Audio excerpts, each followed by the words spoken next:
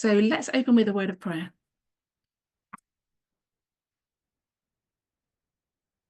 Dear loving God, we thank you for the privilege of being here together, for studying together on your Sabbath day. We thank you for the light that you have brought us all into out of darkness, and that you would help us to remember the things that we have learned and stand upon these truths.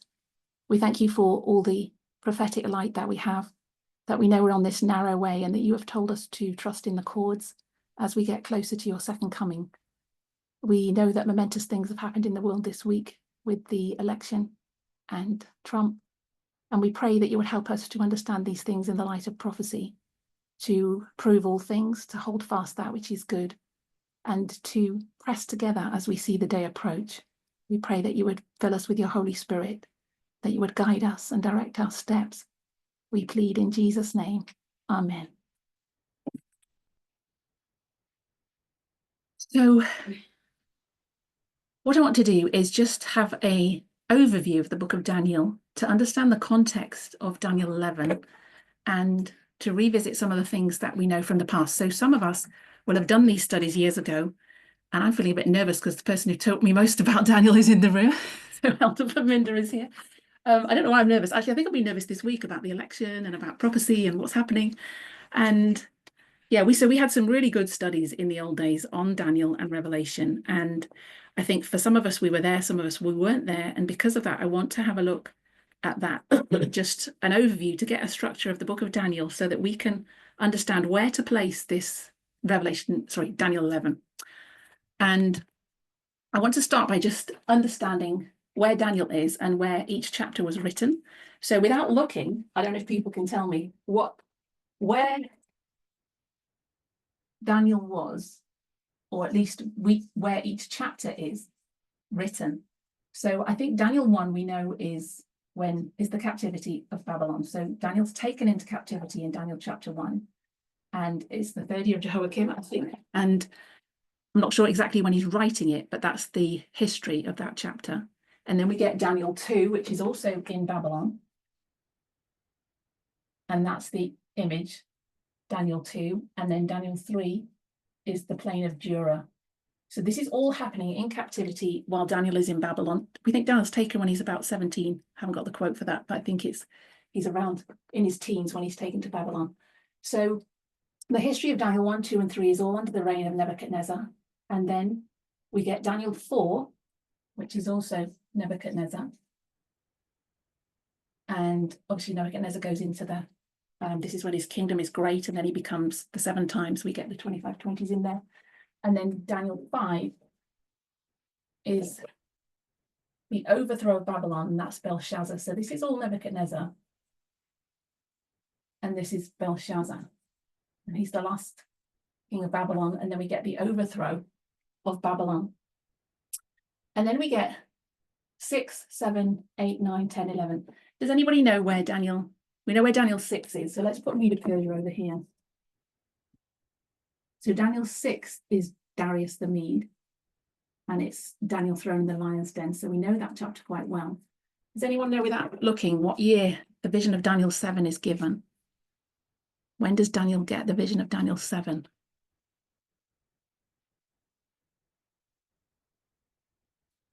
CG, do you know? I'm just going to pick on people. Don't worry if you don't know, because it's been a long time.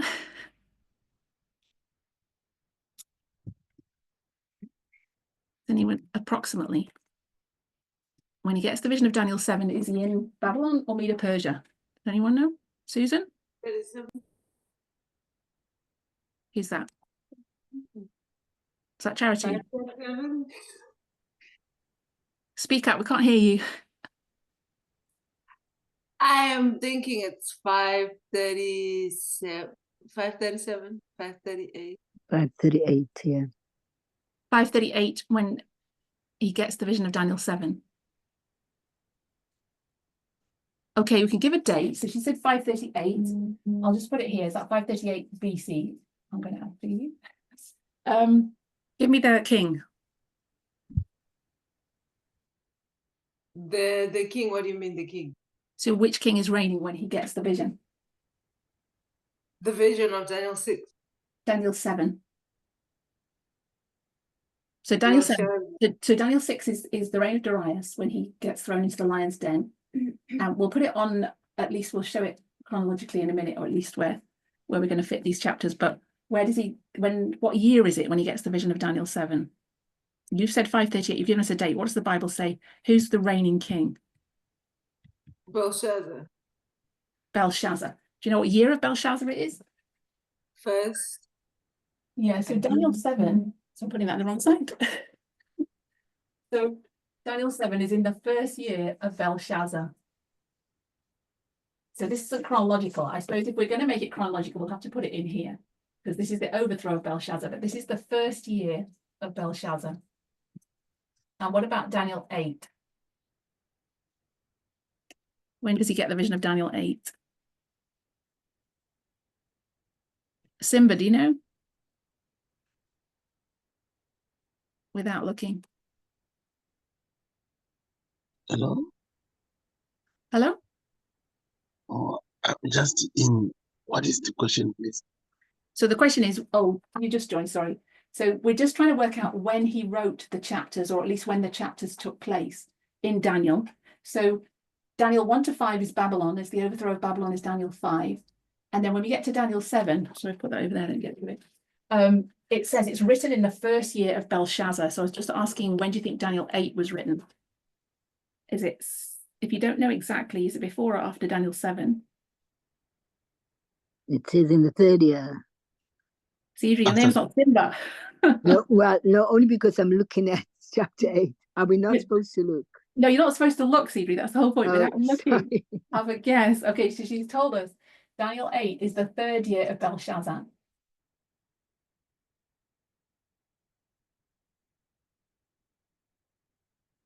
And what year is it of Belshazzar when Babylon is overthrown? Does anybody know how many years Belshazzar reigned before Babylon was overthrown?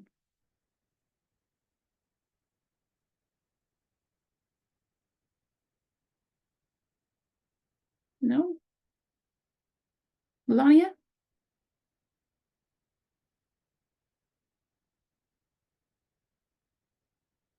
Nobody? Richard? Was it 3? Was it 3? Debbie says 3. What do we think? 3? Is that just from memory, Debbie? It's a guess. It's a guess. It's a good guess. I think it is 3. So basically, this is in the final year of Belshazzar that he gets the vision of Daniel 8. So when does Daniel 9 take place?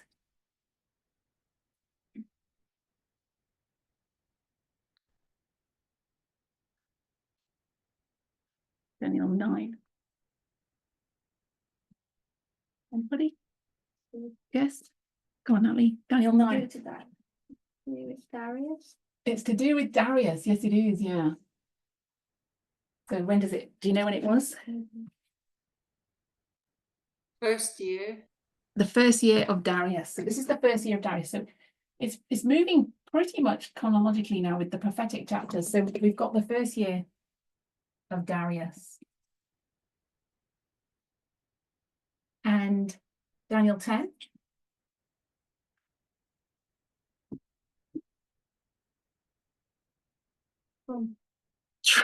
Daniel 10, Trump. What does that mean?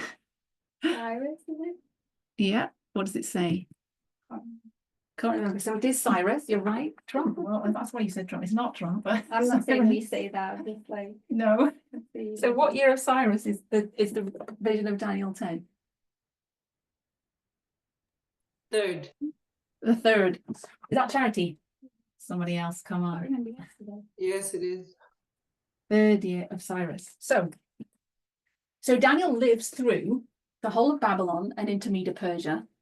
And to get some of the background of this transition from Babylon to Medo-Persia, one of the reasons we're looking at this, so I've stopped there because most people understand that Daniel 10 through 12 is one vision. So it starts in the third year of Cyrus. And that's important because we need some kind of understanding of the context of the timing of Daniel 11 and 10, 11, 12. So 10 is a kind of introduction to 11. So it starts back in verse 1 at the third year of Cyrus.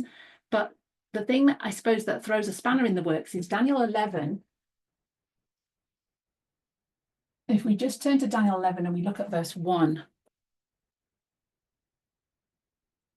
So if somebody gets Daniel 11 verse 1. Shall I read it? Yes, Natalie's got it loud and clear. Oh dear. Also I in the first year of Darius the Mede, even I stood to confirm and strengthen him. So here there's somewhat of a discrepancy possibly. So it starts in the 3rd year of King of Persia, Cyrus, in Daniel 10 verse 1. And then when you get to chapter 11, it says, also I in the 1st year of Darius the Mede, even I stood to confirm and to strengthen him. So the context of this is Daniel's being strengthened in chapter 10 by the angel Gabriel. And in this, it says that Gabriel also stood to strengthen Darius the Mede in his 1st year. And this is potentially confusing because it looks like we're now in the 1st year of Darius. So the reason I'm looking at this structure and the overview of it is to get some context of why that's there and what that means in terms of this vision and understanding these first few verses of Daniel 11. And the reason we're going there, I suppose, is to revisit the last president study, because we had a study in the movement that talked about Trump being the last president. And that was in August 2016, when Elder Jeff talked about that. That was one of the studies anyway. So this was just at the time of the election with Trump and Hillary Clinton. And we were revisiting Daniel, the first part of Daniel 11, and seeing that there's a bit of repeat in Daniel 11, that to go back to the Alpha and Omega, that the Omega of Daniel 11 is the time of the end. And we're looking back at the beginning of the chapter, Daniel 11, and seeing that there's some parallels here. So how we got that, I wanted to revisit the foundation of that study so that we can see if there's any light in it now, in the light of Trump getting in, and what we do with that. So I want to turn to Prophets and Kings 523.1. I'll just put it here. So I've got a few spirit prophecy quotes. I don't know if someone else can put them in the chat for me. I can put them in if you want to. 523.1. So that's Prophets and Kings 523.1. So I just wanted to get some background of this, what's going on for Daniel when all this is through all these chapters. So somebody put that in the chat.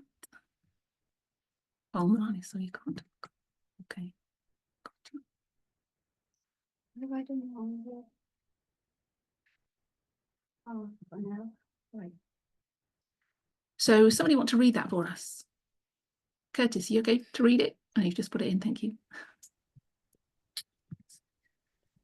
Sure thing. It was not long before reverses came. Babylon was besieged by Cyrus, nephew of Darius the Mede, and commanding general of the combined armies of the Medes and the Persians. But within the seemingly impregnable fortress, with its massive walls and its gates of brass, protected by the river Euphrates and stocked with provision in abundance, the voluptuous monarch felt safe and passed his time in mirth and revelry. So the context of this is Belshazzar. So Belshazzar is protected by the river Euphrates round the walls of Babylon, and has the walls that he thinks are impenetrable. And this is the night Cyrus besieges Babylon.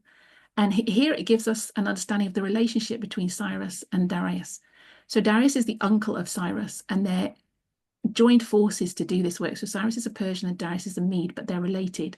So they do this work, and Cyrus is the general that leads the Babylonian army, the army of the Medes and Persians into Babylon to besiege it. And we know there's a prophecy of Cyrus doing that work. Does anybody know where that prophecy is found, that Cyrus is going to do that work of bringing down Babylon? Richard, do you know? Where does it talk about Cyrus in the Old Testament?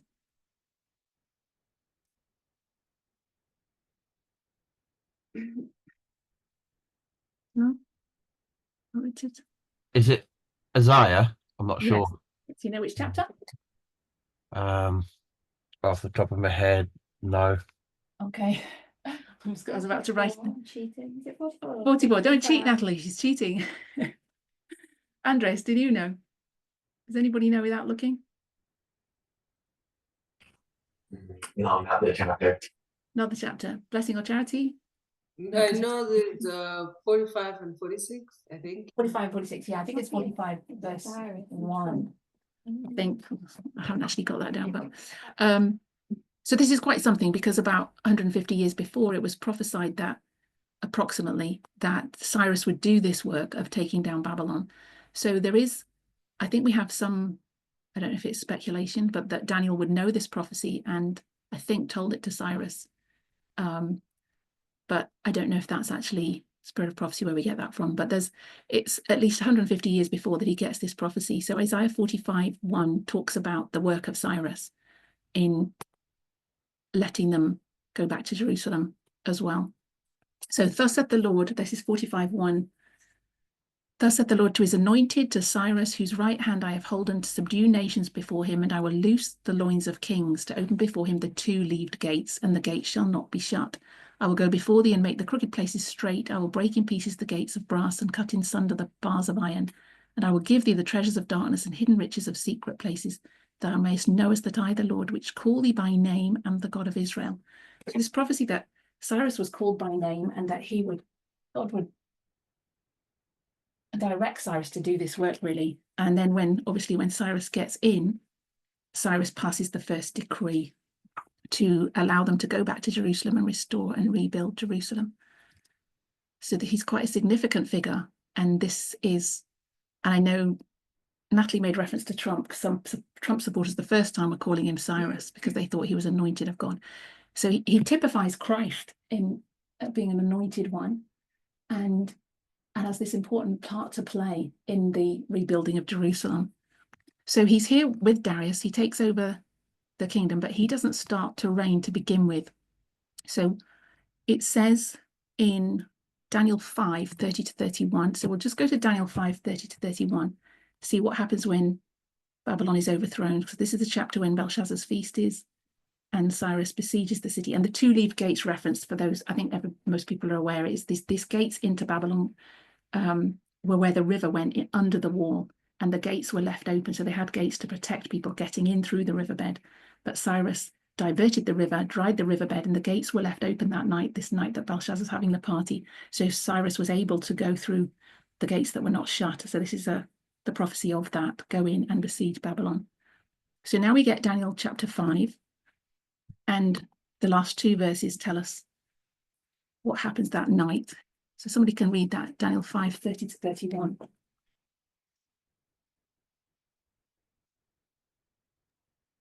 Is it in that night, that one?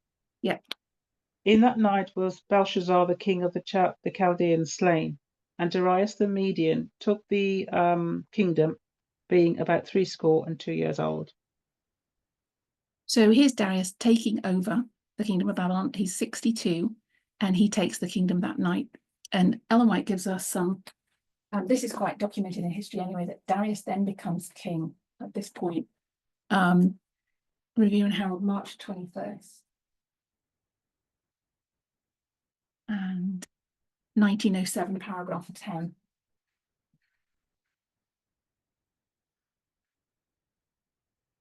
So we think that Cyrus ruled conjointly, but the way that it's described here is Darius rules for a time at the beginning.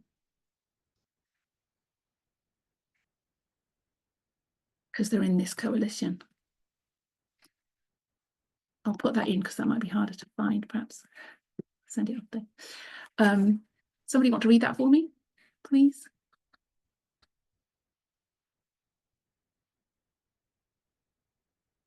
That was very quiet. Darius reigned over Medo-Persia 2 years after the fall of Babylon.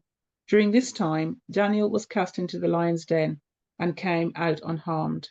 This deliverance led Darius to write unto all people, nations, and languages that dwell in all the earth, peace be multiplied unto you. I make a decree that in every dominion of my kingdom men tremble and fear before the God of Daniel.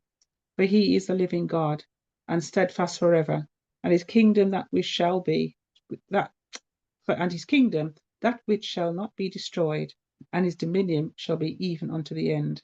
He delivereth and rescueth, and he worketh signs and wonders in heaven and in earth, who hath delivered Daniel from the power of the lions. So this Daniel prospered in the reign of Darius and the reign of Cyrus the Persian. So there, at the end of that paragraph, she's quoting Daniel 6, verse 28. And that says that Daniel prospered in the reign of Darius and in the reign of Cyrus the Persian. So there starts with the reign of Darius, then it goes into Cyrus. So the first part of the paragraph tells us that he reigns 2 years after the fall of Babylon. And in that time, Daniel's cast into the lion's den. So we have Darius. Reigns 2 years. And that's the lion's den takes place in that time. And then after those 2 years, Cyrus takes over. So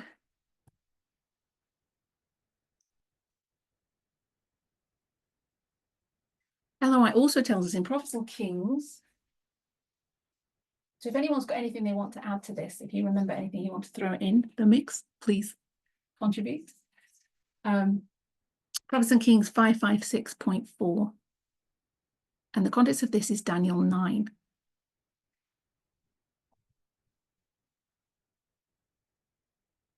So we just get that in the chat.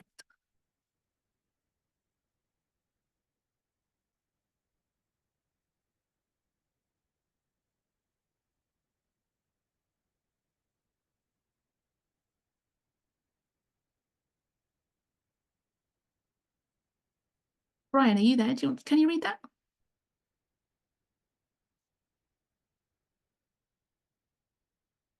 Prophets and Kings 556.4.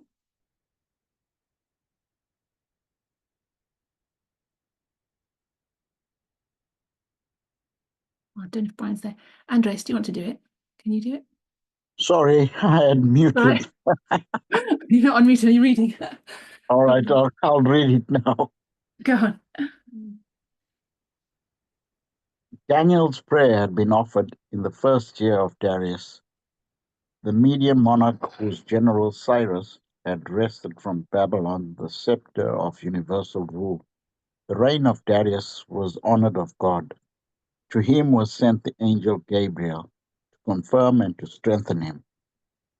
Daniel 11:1. Upon his death, within about 2 years of the fall of Babylon, Cyrus succeeded to the throne.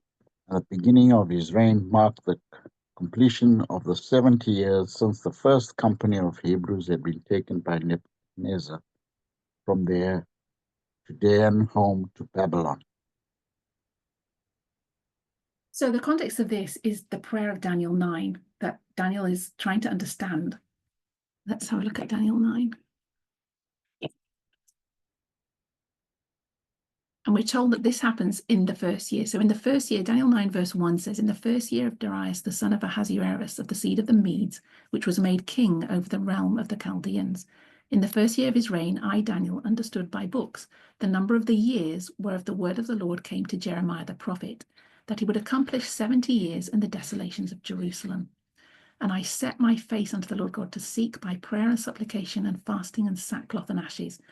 So Daniel is petitioning God over the 70 weeks prophecy because he has understood this 70 years, not weeks, sorry, 70 years from Jeremiah the prophet. So he's been studying the prophecies and he recognizes that this 70 years is supposed to come to an end. And so the children of Israel should be taken out of captivity, and he's still in captivity. This is the first year of Darius. So he's studying the 70 years. And he's pleading with God, like, when is this going to happen? When are we going to get restored, basically? And he's confessing the sins of his people and of Israel and really petitioning God's throne. And this is around the time of the lion's den. This is because Darius is there for 2 years. We're not sure exactly when that was, but there is some logic that this prayer is at the time of the decree of Daniel 6, that you're not supposed to pray to any other god but Darius. And Daniel's doing that anyway, is praying to God, and could say that the consequence of this is being thrown in the lion's den. So this is around the same time. And this quote tells us that upon his death, Darius, about 2 years after the fall of Babylon, Elamite's told us he reigns 2 years. So then he dies and Cyrus takes over, succeeds the throne. And the beginning of Cyrus's reign marks the completion of the 70 years since they were first taken into Babylon. So you've got the 70-year captivity.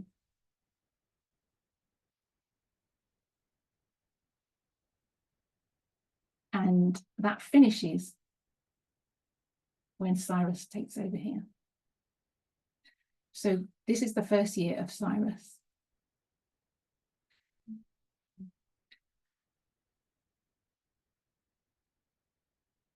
So this is the period of darkness. And when we used to do the lines, we know there's a line of the 3 decrees, which we used to parallel with the 3 angels' messages.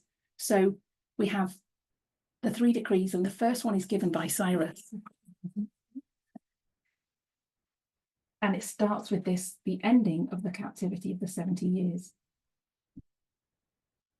And so we have license to parallel this because Ellen White gives us a quote.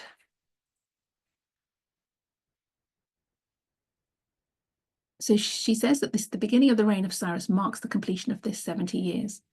And also just before we go to that, in Daniel 1, 20 and 21,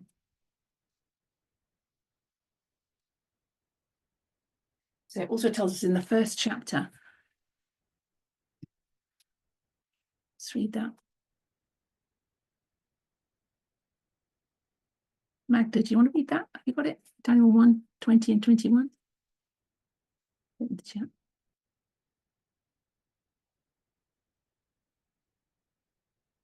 I can do. Was it Daniel 1, 20, 21, yeah? Yeah.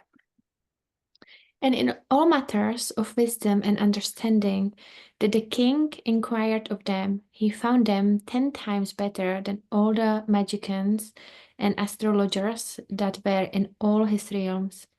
And Daniel continued even unto the first year of King Cyrus. So there it just confirms that Daniel continues to live through the whole Babylonian captivity and into the first year of Cyrus. And the next question, I suppose, would be, well, how can he be seeing a vision in the 3rd year of Cyrus? Because some people speculated that that's when he dies, but obviously he's not dead by the 3rd year of Cyrus. So I think the commentary on this says that he continued in an official capacity to the 1st year of Cyrus. So in the 1st year of Cyrus, he's still in a prime ministerial role or some kind of into some kind of official capacity. But we know at least he continues until the 1st year of Cyrus. And Ellen White continues to tell us in Review and Herald, March 28th, 1907. So it's the next one, I think, as a follow-on from that one. So see, March 28th, 1907. And paragraph 5. I'll put that in the chat as well.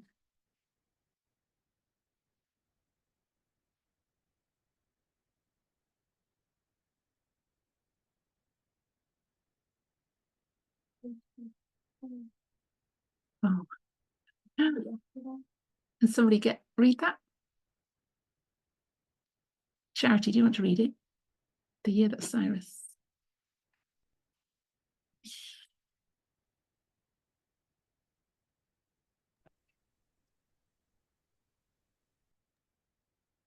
Okay, so from the year that Cyrus, is that the one? Yeah. The year that Cyrus succeeded Darius the Mede to the throne of Medo-Persia marked the completion of 70 years since the first company of Hebrews had been carried captive to Babylon by Nebuchadnezzar. Daniel, who was familiar with the prophecies of Jeremiah and Isaiah regarding the duration of the captivity, and with the prophecies of Isaiah regarding the restoration by decree of Cyrus, was still living and was occupying a position of leading responsibility in the Medo-Persian court. His faith in these prophecies led him to plead with God in behalf of his people. And now, when the time came for the temple in Jerusalem to be rebuilt, God moved upon Cyrus as his agent to discern the prophecies concerning himself and to grant the Jewish people their liberty. And furthermore, Cyrus furnished them the necessary facilities for rebuilding the temple of the Lord.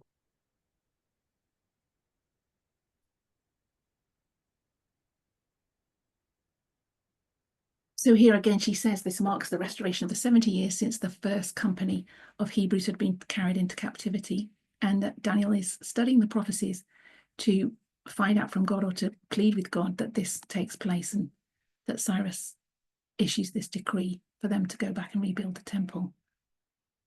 Ellen White tells us in Prophets and Kings, she parallels this period of the 70 years to the Dark Ages. This is a quote we use very familiar with in the past. I should have asked people if they know the reference. Prophets and Kings 714.1 to show, I suppose, proof of line upon line, a second witness that we can say this is a time of darkness and parallel it with the time of the end.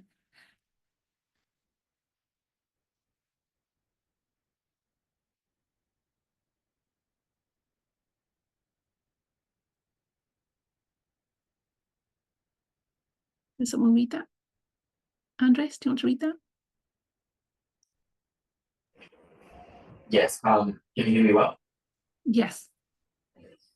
Today, the Church of God is free to carry forward the completion of the divine plan for salvation of a lost race. For many centuries, God's people suffered a restriction of their liberties.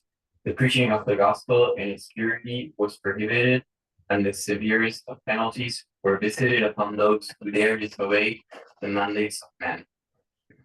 As a consequence, the Lord's great moral vineyard was almost wholly unoccupied. The people were deprived of the light of God's word.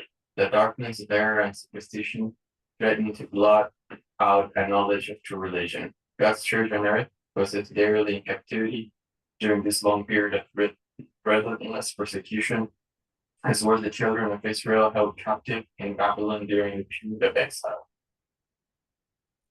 So here Ellen White is referring to the Dark Ages, and she says that God's people were as verily in captivity in that time period as they were when they were in Babylon for the 70 years. So we can line up those two periods and parallel them and say that this period of darkness that led up to the time of the end for us in 1798 is the same as this 70-year captivity. So it's like the first year of Cyrus is at the time of the end.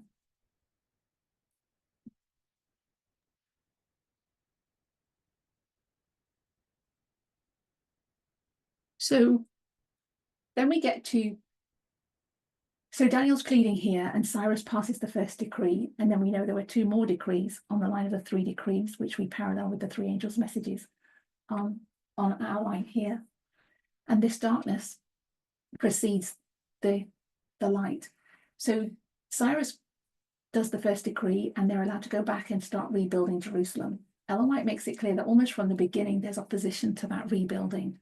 And so when you get to the third year of Cyrus here, Daniel's praying again in Daniel 10 for light and fasting for 3 weeks. And commentators... Praise twice, yeah. What's that? Praise twice, then. Well, he probably prays a lot more. Natalie says he prays twice. Prophetically, yeah. So this is quite significant, the prayer of Daniel 9, which we link to 6, and we link to this whole restoration of Jerusalem, because this is what Daniel's expectation is in that context, that Jerusalem will be rebuilt and the temple and the sacrificial services be restored and God's people be restored. So it's the rebuilding of the church. And we know the three angels' messages is restoring God's people after the Dark Ages. So there's this parallel between us about the work that's going on. So we used to talk about building the temple in our history, which is building God's church, and this light coming after a period of darkness. So by the third year, there seem to be complications with I think it's the son of Cyrus called Cambyses, who is harassing them in Jerusalem. And we know the work stops, and that's why they have to petition for another decree. And that's the second decree by Darius comes in. But at this point, by the third year of Cyrus, I think there is opposition. So Daniel's praying for the work to continue. That's part of this pleading with God over the work of rebuilding the temple. So Daniel 10 is the introduction to this whole vision of Daniel 10, 11, and 12. And if we look at the first verse of Daniel 10, it says, "In the third year of Cyrus, king of Persia, a thing was revealed unto Daniel, whose name was called Belteshazzar. And the thing was true, but the time appointed was long, and he understood the thing and had understanding of the vision." So he sees this long vision. "In those days, I, Daniel, was mourning 3 full weeks," and he then talks about 24th day of the month, and he has this vision of Christ in verses 5 and 6. And he sees this being very similar to the description of Revelation chapter 1. So he's touched by Christ in this vision and strengthened, and the angel is sent to strengthen him as well. So we get down to verses 19, 20, and 21. If somebody could read Daniel 10, 19 to 21.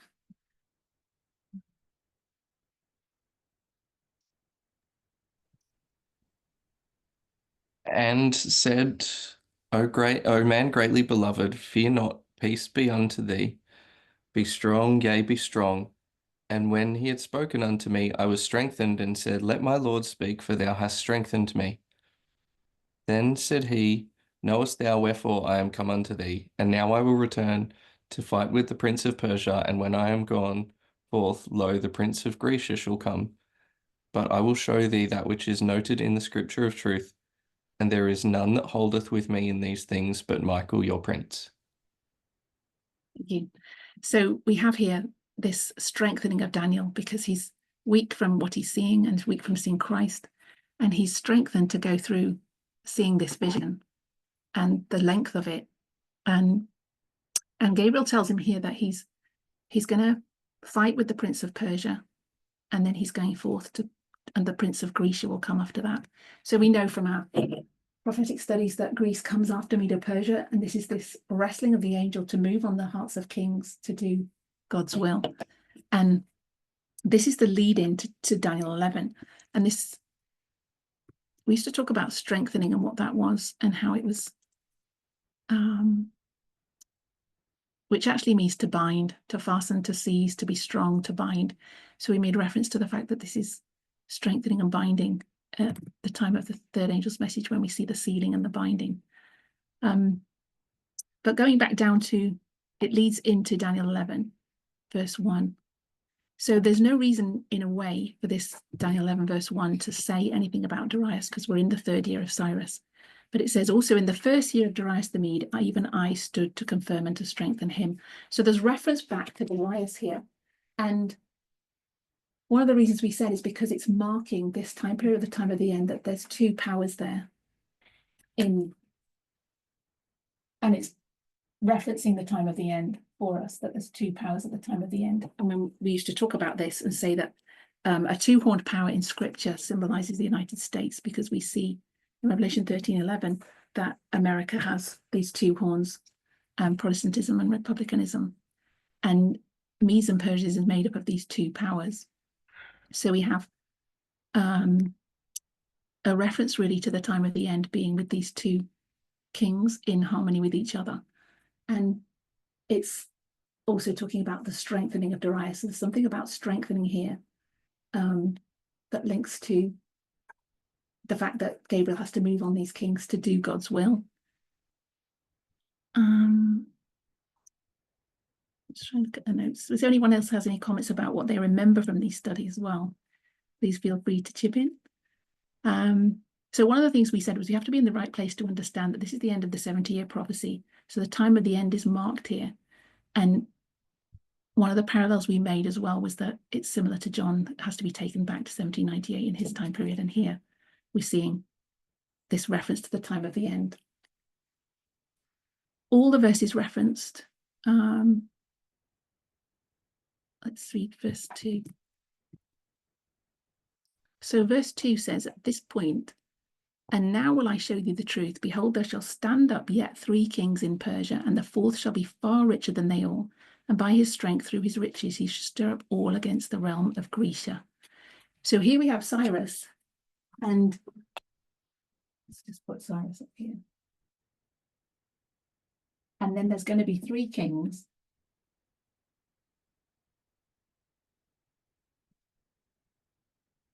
And then the fourth will stand up and be far richer than they all. So if we mark Cyrus at the time of the end here, we can see that there's 3 kings following Cyrus. And then the fourth one will be this far richer than them all. And these 4 kings, and then the next verse we have, and a mighty king shall stand up that shall rule with great dominion and do according to his will.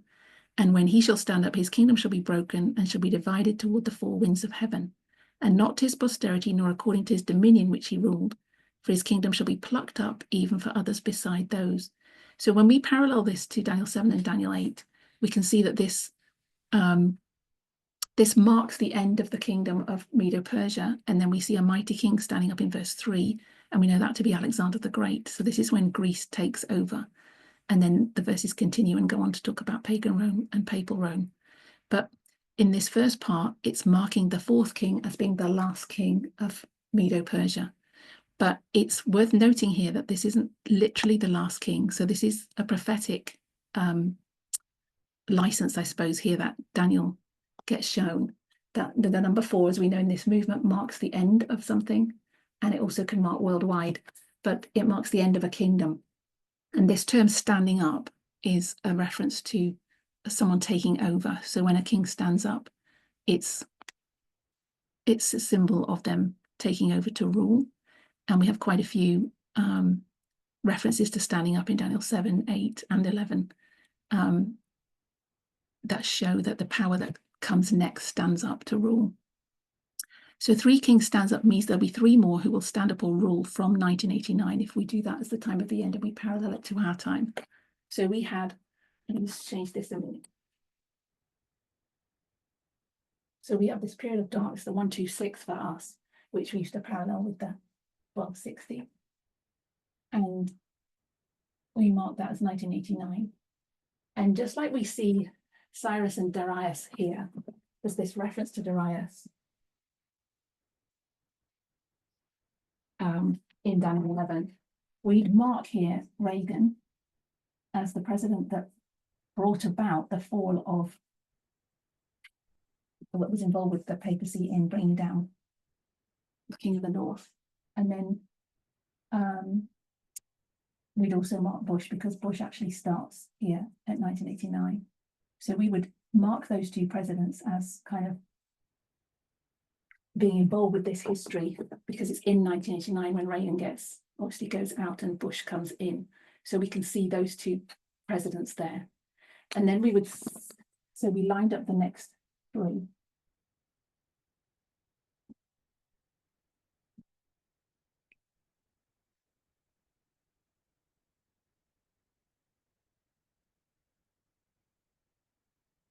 So who are the next 3? Somebody give me the names. Who's after Bush? Clinton. Clinton. Yeah. And the next one? Bush 2. Bush 2, yeah. Bush Junior, perhaps you could put. And next? Obama. Obama.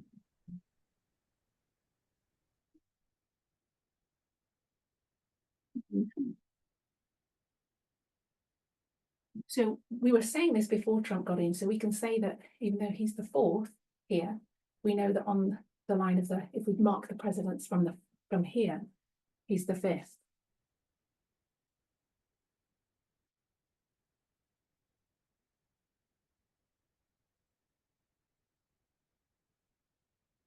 So we were lining up in 2016 to be this one that's far richer than them all.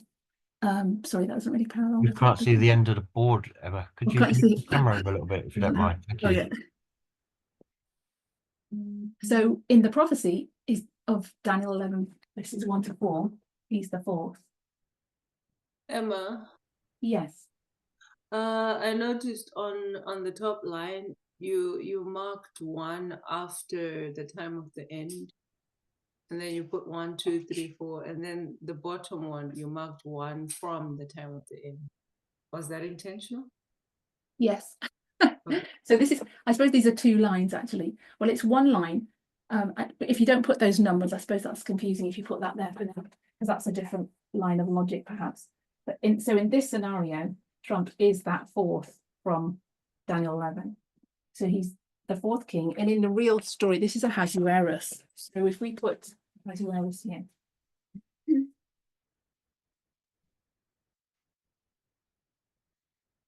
And this is the story of Esther, the time period of Esther.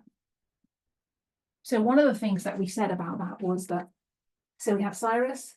Does anyone know the names of these? No one's Cambyses. I haven't actually got that here. Do I have it here? I might have it in this one. Does anybody know the other three before Ahasuerus? There's before you've I got think it's Darius, and the Xerxes. first. false Smyrna, False false murders. Smyrna, Artabanus, and Cambyses. In that order. I haven't got it written here actually. But I know the fourth. Cambyses is Clinton. Cambyses first. Cambyses here. Yeah, I thought Cambyses was first because that's the son of Cyrus who's fighting. I think we used to speak about Bush being a false murder. Yeah, false murders. Cambyses is false murder. Cambyses, then false Smyrna, False murders. then Darius the I Great. don't think false murders is his name in history though. No. So we have to probably look that one up.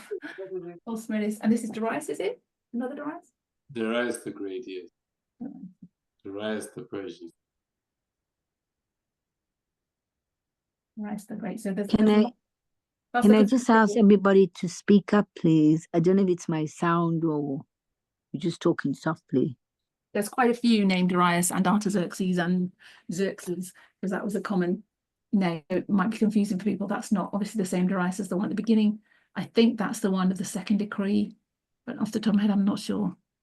So He is the one. He is the one, yeah.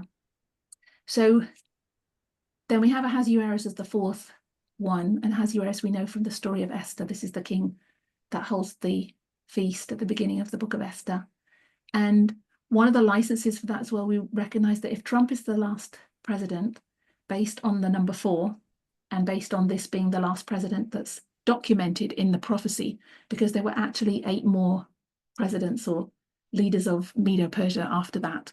And then Greece came on the scene, so Alexander the Great is down the line from there. So Ahasuerus isn't literally, historically, the last president of Medo-Persia. So it's important to know that and understand that this is a prophetic narrative, that the 4th symbolizes the last one. So that's why we said Trump is the last president, because prophetically he's the 4th one in that line.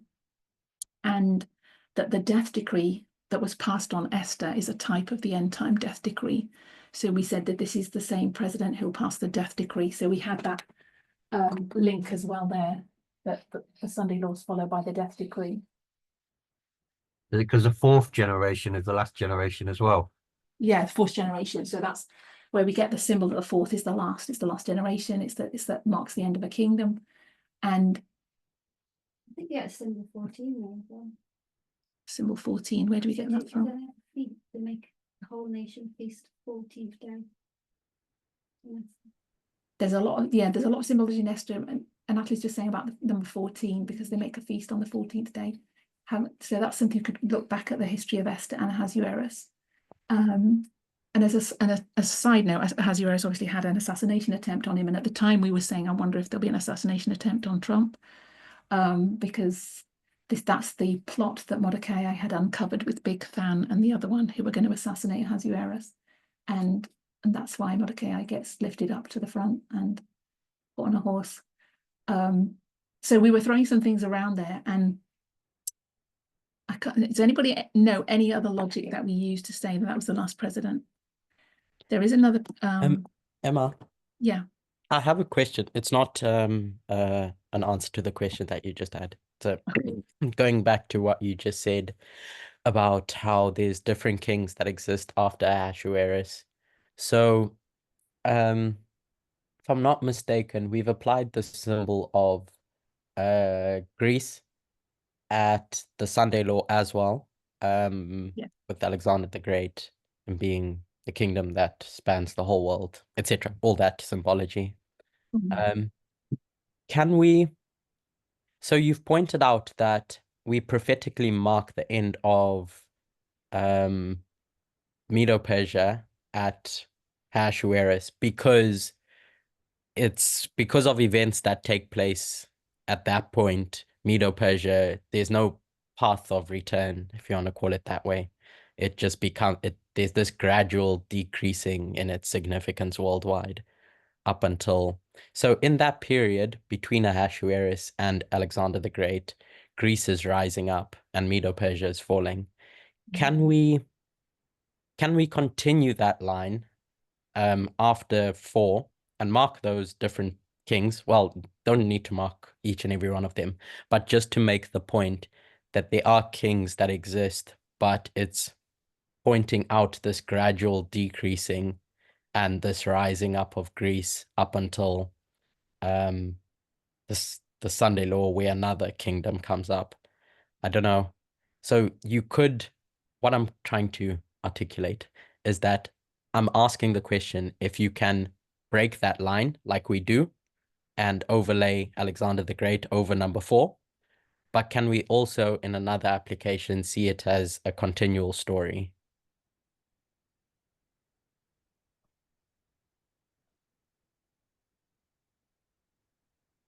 I think it is a continual story. So I don't know whether when you say break it, what do you want to do? You want to put that overlay? Because what we did was we said, okay, so Greece is now brought into the picture in Daniel 11. So the next verse says, and a mighty king shall stand up. So we marked this as the transition of the 6th kingdom to the 7th. Please, could you move the camera? Oh, yeah, sorry. On the screen. That's it. So at the end of the line, we had Trump being marked as the last king, the 4th king. And then the next verse, it says, and a mighty king shall stand up. And we were saying, okay, Trump's going to become a dictator. And this is the marking of the 6th kingdom to the 7th kingdom, so that we have him becoming part of the UN and taking control of the world. But one of the things that we were wrestling with at that point was that the UN says that the USA can't, that the top 7 nations of the UN can't take over the UN, can't be the leader of the UN. And so what Elder Jeff was speculating was that that's the constitution of the UN, but they're also going to break the constitution of the US and the UN to do this. So I don't know the validity of that argument, but we talked about Ahab being the leading king of the 10 kings and stands up. And when he stands up, the kingdom will be broken. And we recognize that at the Sunday law, the kingdom's going to get broken. And that was part of our logic, so that he becomes that Grecian leader. And we also linked Greece to the fact that Greece is a symbol of the Gentiles, when the Greeks come to Jesus in the outer court. So we said that this is when the gospel, I guess, goes to the world, and we marked that transition from Sunday law to the Gentiles. So that was the symbology there, so that the line continues with Trump being the last of Medo-Persia, but also being that dictator of Grecia. So I don't know if that answers your question, because you want to put him underneath another line with him on. So I guess where I was coming from with my question was was when we say the last president of the USA, I think what we're marking, as you pointed out, is the last president of the 4th kingdom. Sorry, not the 4th kingdom, the 6th kingdom, USA as a kingdom. Yeah. And obviously in 2021, Biden takes over, and not takes over the 6th kingdom, but takes over presidency. But there's that gap in between 2021 and Trump then being inaugurated again next year. So there's that period in between then. And so what I was trying to figure out is if the witness that you've given can be used to, I guess, justify the fact that Biden still exists, but the 6th kingdom is dead in Trump's first presidency. What we're having in his 2nd term is the 7th kingdom. And it's that transition between Medo-Persia and Greece that's marking this transition period between the 6th and the 7th. Okay. If we can do that. Yeah, because the prophecy didn't fulfill that this was literally the last president, because he's obviously not. We've had the Biden in between. So we've got let's carry on the line, but you can't see it over here. So if we have Trump, and he's the 4th, far richer, and then we're going to get Trump again, and we've got Biden in between, and this is Trump again. So we're saying if this is the fourth that's far richer, then you've got these other kings of Medo-Persia before Greece takes over. Does everybody understand what? So Curtis is just pointing out the overlap. Yeah, like the trumpets. The prophecy, and the reason why Ahasuerus gets marked as well is what Uriah Smith says, is that he has this huge battle with Greece, which irritates Greece basically. So he has this massive army. It was in history, I think it's one of the biggest armies ever, and they fight the Battle of Thermopylae in, I don't know what year that was, but that's his first real engagement with Greece, and it's huge. And I think he wears himself out during that battle, but there's some engagement there with Greece that really provokes Greece, and there's commentators say that that's what eventually brings them back to take them over later. So this is one of the reasons he's marked as being significant. So I think it's worth looking at that history again and seeing what can we do with that. But obviously I think there's 8 kings here. Elder Emma. Yes. Yeah, so I was just packaging those 8 into one as a symbol of this transition period. Yeah. So there's a transition somewhere there before Greece actually does take over and before this mighty king stands up. Because Greece needs time to rise up, and that 6th kingdom needs time to fall. Yeah. So that transition of the 6th to the 7th. Elder Emma. Yes. I wanted to make an observation, so I'd been raising my hand for a long time. Oh, sorry, I didn't see it. No, that's fine. I don't want to make application. It's just the structural and historic observation. Okay. The structural one is that in Daniel 11, I think on more than one occasion, Daniel seems to focus on certain events and skips a lot of detail in between. Yeah. And this explanation I got from Elder Tess, which is he was linking a cause to effect relationship between the events marked. So, for example, in verse 4 of Daniel 11, you've got this mighty king. Oh, verse 3, sorry, the mighty king stands up. And then verse 4, it says, the kingdom shall be broken. And there's a 22-year gap between Alexander rising up and the kingdom being divided to the 4 generals. And then Daniel skips from the 4 to 2. So there's clearly a story that Daniel is developing and a pattern there of cause and effect relationships in the events that he's marking. So when you go a step back to the Persian kings, you've got these 3 kings that come after Cyrus. And then he speaks of this 4th king, Xerxes. And after that, he skips the ones that you and Curtis mentioned and goes straight to Alexander. And I think you can see a cause to effect relationship there. Because like you mentioned, Xerxes the Great is marked in the prophecy as starting a campaign against the Grecian states, because you had many different city-states that made up, Greece. They were independent states, but they would sometimes work together. They had a precarious relationship amongst themselves. So Xerxes is this Persian with the ambition of expanding Persian power deep into European territory, because they were in the east. They had some control of Asia Minor, which is the connection point between the east and the west. And he wanted to expand that power, but also he was on a revenge mission. Darius was on a revenge mission because of a revolt that had happened by some Grecian states that were in Asia Minor, the Ionian. So that Ionian revolution or revolt prompted Darius to put together this army to fight against Greece, and he fought 3 battles: Thermopylae, Salamis, and Plataea. And those 3 battles, I think, like you already mentioned, irritated the Greeks permanently. So it became a tool. It played into Alexander's hands, because the Macedonians and the southern Grecian states. They didn't like each other at all. In fact, the Grecian states did not consider Macedonia Greek. They said they were barbarian. But what actually allowed them to coalesce around Alexander's leadership was Alexander said, I'm going to fight the Persians for you. So they were willing to do that. They were like, okay, the Persians were trouble to us. They caused us humiliation and we want to get back at them. So we will accept you because of what Xerxes had done many years before.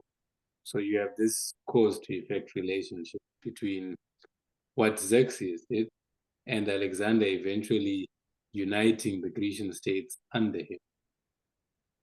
So I just wanted to make that observation. And So that if I historical clarify, yeah, what you've just said is that Xerxes, you're calling Ahasuerus is Xerxes, yeah?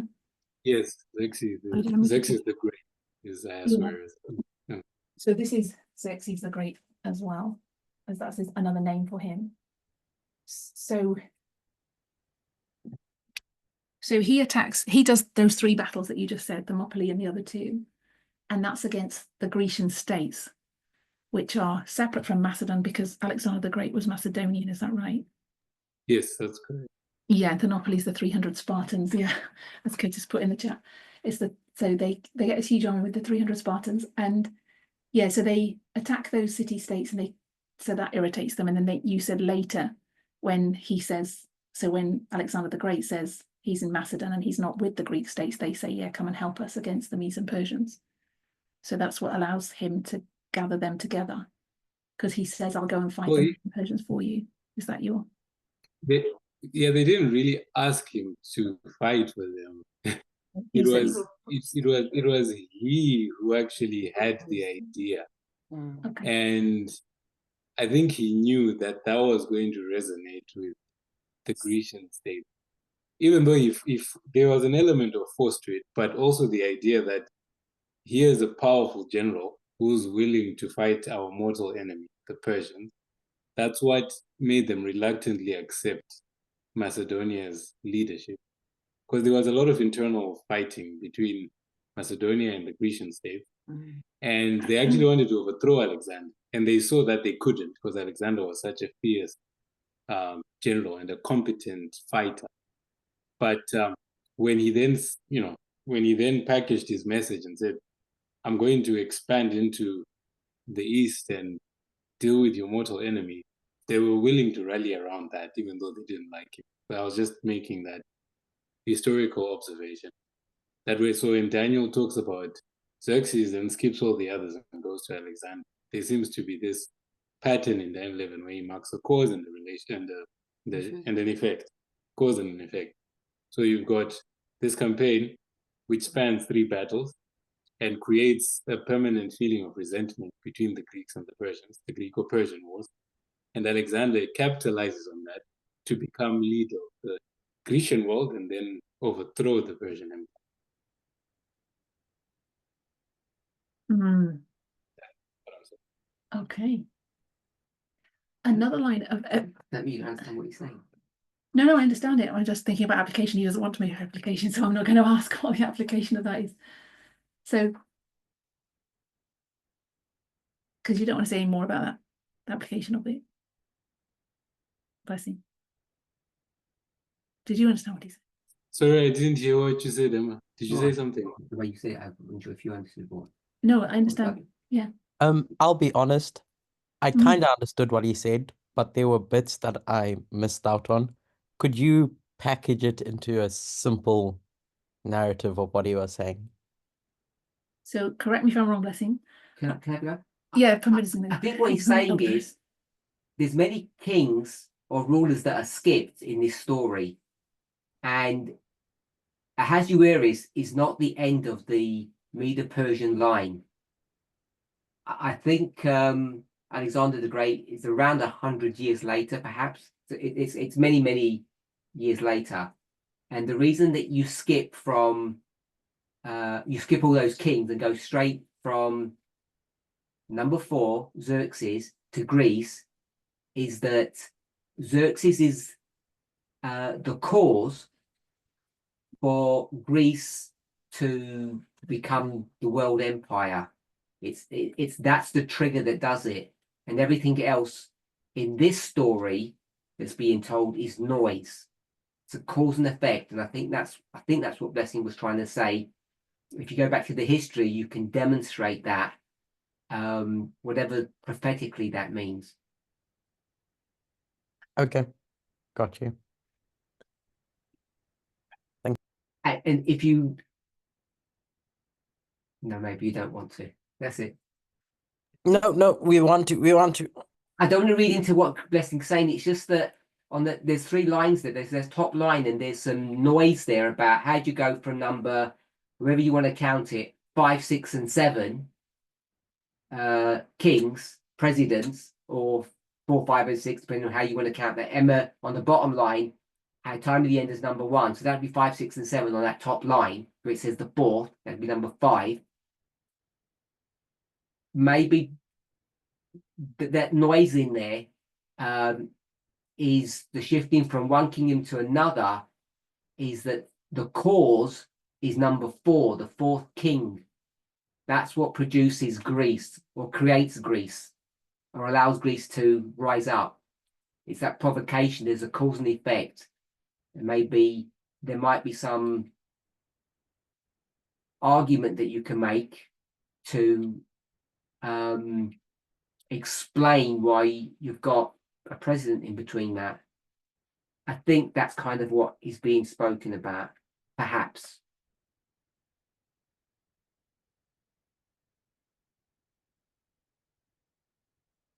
And what I got from what Blessing said as well is that there isn't just this one battle that Ahasuerus has as the 4th king, the biggest one. There's 2 more after that, where he engages with Greece, irritates them, and then they are kind of forced later to join with Philip of Macedon and make the Grecian, and then attack Medo-Persia. So there's a cause and effect relationship. That's why they come back later. I don't know whether yes. Could I add a bit more on the battles, actually? Yeah. My recollection of that history is that Thermopylae was actually, well, I don't know if it was a very big battle per se, but it was an inconclusive one for sure. Like there was no clear winner between the Grecians and the Persians. You could say the Persians won a Pyrrhic victory. I think some historians say, in the end, Xerxes won that battle, but sustained a lot of losses. Mm-hmm. But the other 2 that followed, Salamis was a sea battle, so they fought in ships. It was a naval battle. And Plataea was a land battle. And the Greeks won both those battles. And that was the beginning of the turning of fortunes against Persia and for Greece. So basically, it took the world by surprise, the ancient Near Eastern world by surprise, that such a massive empire could be defeated by these smaller city-states that came together to fight them. So not only do you have the resentment for Persia, but they begin to see the potential they have to actually fight against this empire. But they just didn't have maybe they didn't have the right leader, they didn't have enough resources until Alexander came about. Okay, so that's what gave them, well, that's why they became a world power with Alexander. What was the third one? Sorry, they're not really Salamis. I'm not spelling that right, I don't think either. Salamis, and what was the third one? Plataea. So that's plate and then AE. Okay. Actually, sorry. I think it's Plataea. Sorry. Plataea. Look it up after them.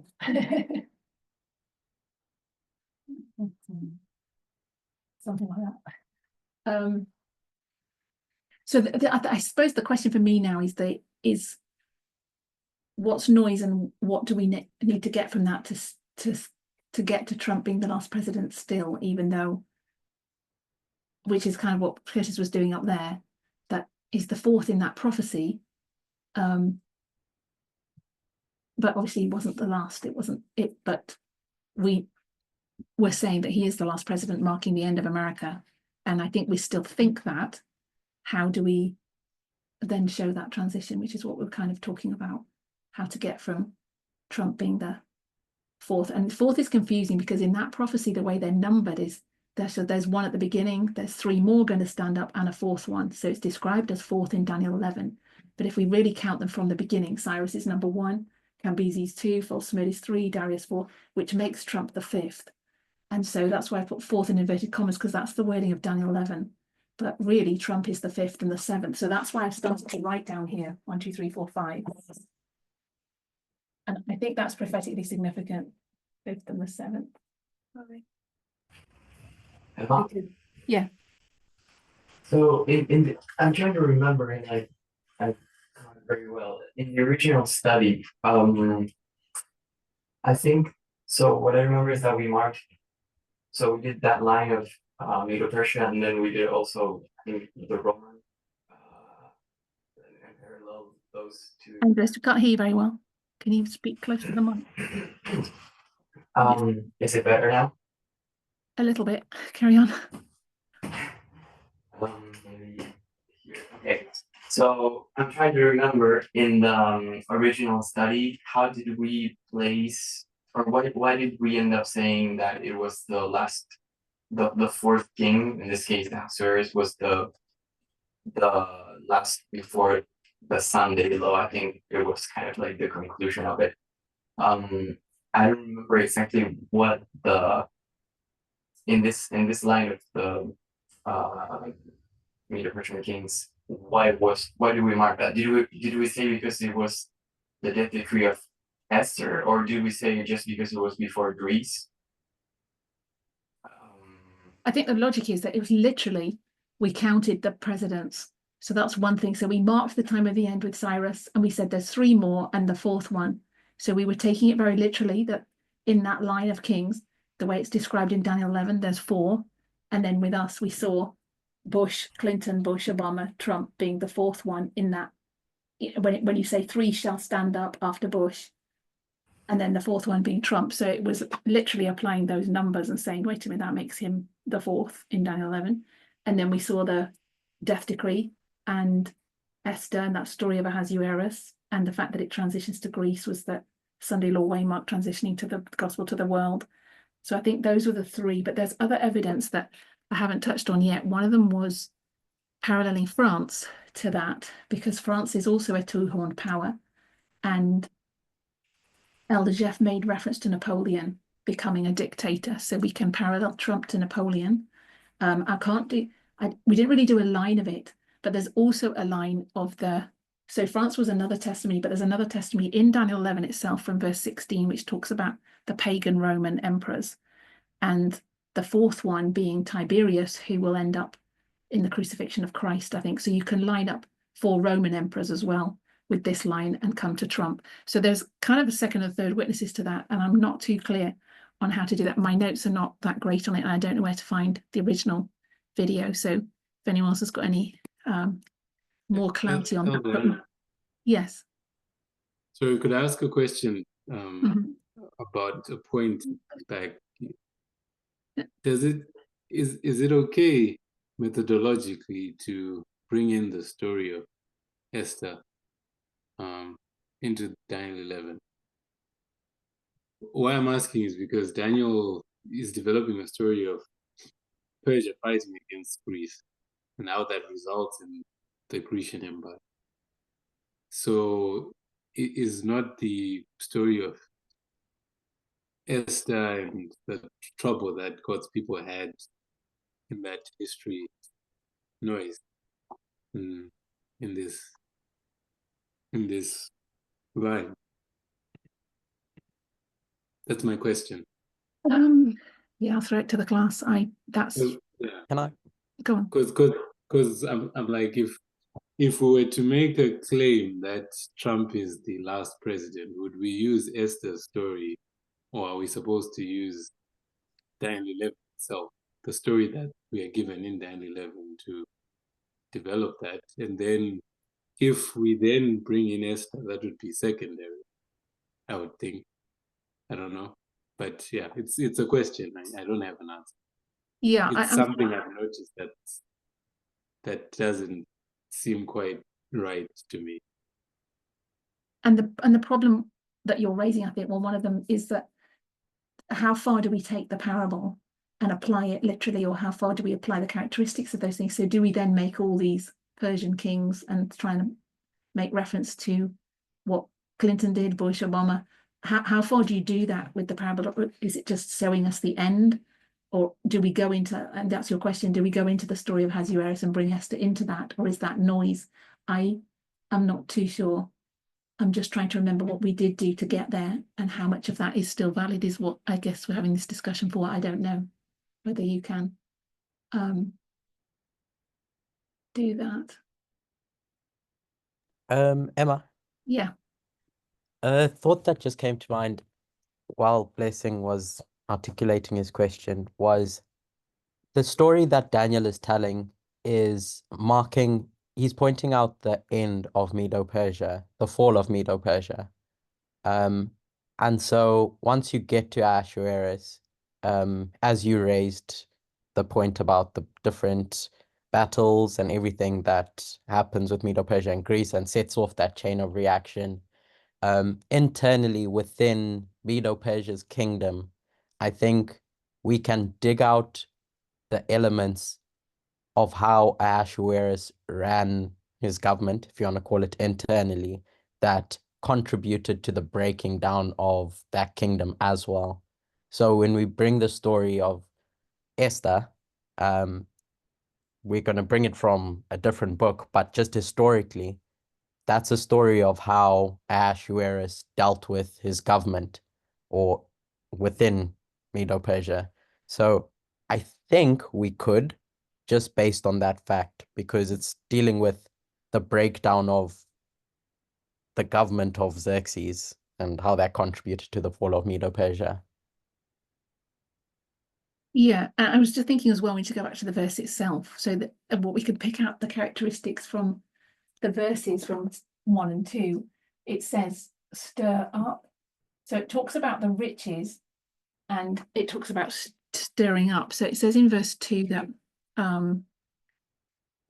Sorry, Aldema. I didn't Sorry, quite... before you carry on. Wait a minute. Could you explain why the 5th and the 7th is prophetically significant? That was Natalie's question. That was about Natalie's question. Sorry. 3 questions ago. Right. We can try and respect people's questions. Sorry, that's my fault. I didn't know you had a question on it. I know you said I have a question and then it carried on. I thought, what's the question? Forgot to come back. So this is something that's been referenced recently about the 5th and the 7th, that we talk about the 5th and the 7th having similar characteristics when we talk about the churches, but also it's the 6th and 7th kingdom, and the 7th kingdom being the last one. I'm not sure anything else apart from that. Number 5, Yeah. also from the elementary studies about Quintus province. Sorry, speak up, Andrews, we can't hear you. Oh, sorry. I know it's the headphones, so it's crackly. So also number 5, I was saying, relates, or Eleutheri brings that up with Fabius Quintus Maximus. So being the number 5 being a symbol, I think she pointed out, of the 5th president since the time of the end. Linking that to Quintus.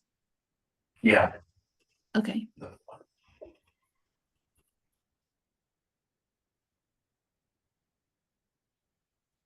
You say 7th, Jeff. Do you say 7th? 8th of the 7th. Oh, the 8th. So Natalie's asking about the 8th and the 7th. So we know there's the 7 kings at the end of the world. There's the 7 heads and 7 kings in Revelation 17, marking the end, and the 7 churches, 7 seals. The 7 is like the whole picture. And we say that the 5th to the 7th are the Church of the Millerites, the Sardis, Philadelphia, and Laodicea. And the 8th is the resurrected papacy. The heads is complex in there, with the 8th being the first, but it's also resurrection of the 5th. So 8, not 7. Long time. But strictly speaking, there isn't 8, there's only 7. So the 8th is it's a symbolic of the resurrection of the 5th. So there's only 7 heads in that prophecy, Revelation 17. So that marks the end as well. That's why I think it's significant that it's the end. He's the 7th.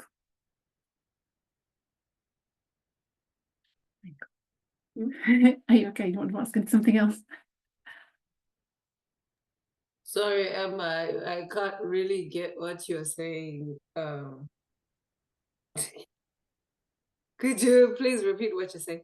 So the 5th and the 7th, in our understanding of the kings, so the 7 kings, 7 heads in Revelation 17, that 7th marks the end of the kingdom, marks the end of the world, marks the end of its completion. Like we have the 7 churches, the 7 seals, 7 kings, and the 5th to the 7th, when we do the churches and we say in the Millerite history, we've got the 5th is Sardis, Philadelphia, and Laodicea. They're all together in a block, separate from the first 4. We have that 4-3 split, and so they're all connected to mark the end. And him being the 5th and the 7th, I think I'm not completely sure of the significance of it, but I think it's important.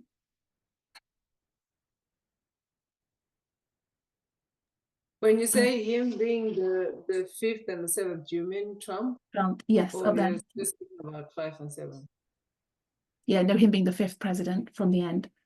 1, 2, 3, yeah, the 5th, even though I know that's confusing with the 4th in Daniel 11. It's a separate line. If we just do it from chronologically, he's the 5th and the 7th president from the time of the end.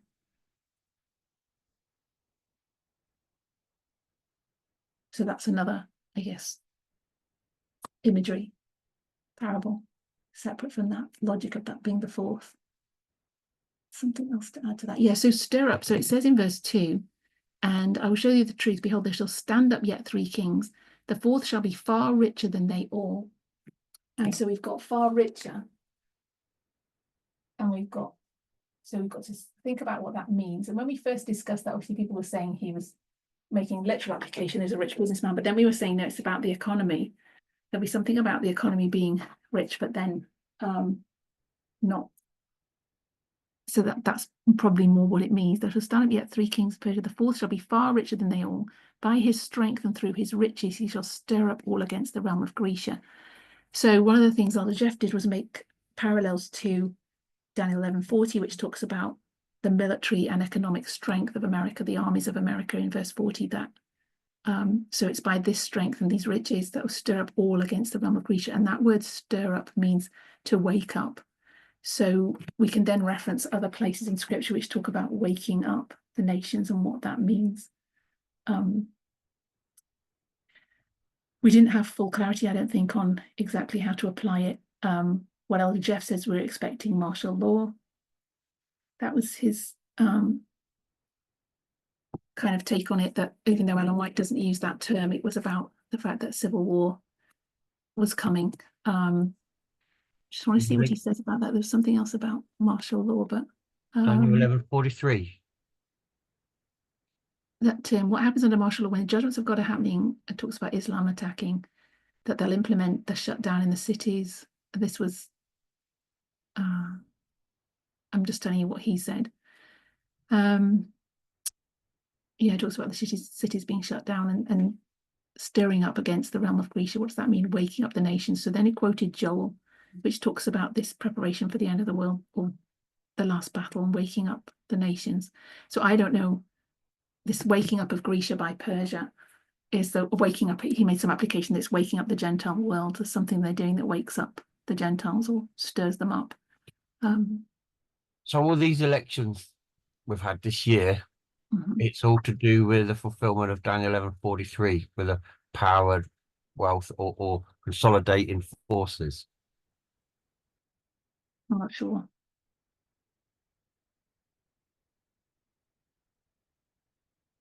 Are there any more thoughts or comments about that? So if I don't know what we're saying. I think we have to revisit that far richer and stir up. What does that mean? So we're saying, if Trump did that the first time, what does that look like? And what can we expect now? Can we Charity, did you say? Oh no, it was well, Charity did clear her throat, but I was the one who wanted to say something. Okay. I wanted to say something earlier about Esther, but since we're now on Far Richer, I think I'll say something about Far Richer. Just in the natural story, what I think at least Daniel was saying is, in comparison to the previous king, Xerxes had a lot more resources, had a lot more money, and Xerxes was going to use that money to fight his battles with Grecia, with the realm of Grecia, the Grecian city-state. And it seems like these resources that he had were, at least in the story, they were used within the context of war. Like the context of actually fighting a war. So pumping all the money to buy, whether it's pay soldiers or buy chariots, cutting edge technology for that time. The chariots, the horse people, the spears, the swords, shields, whatever it is.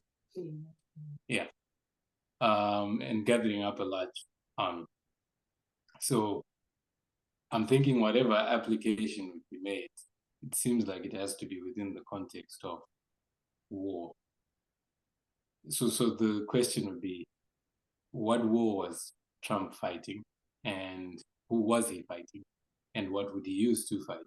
What resources did Trump have in greater abundance compared to previous presidents to actually fight this war? What is the nature of that war? So I think those considerations might help in figuring out this far richer meaning if it's to be applied prophetically. Right. So you're linking the riches with and stirring up with warfare. And his army was the biggest army. Well, it's mindset. I think Consolidation of forces against China and Russia and all the hostile nations against his ideology. What can you say, patriarchy? But everyone's in line with patriarchy. Yeah. Good question. Earlier, I think Blessing was questioning whether or not the story or the book of Esther was potentially noise.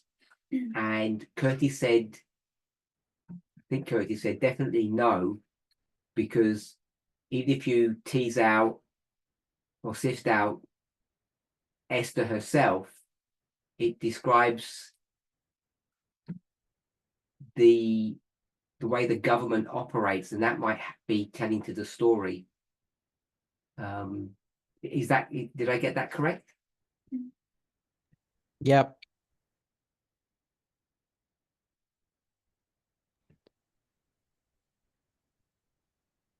I don't know if you want to say anything more, Blessing. Is that persuasive enough or not?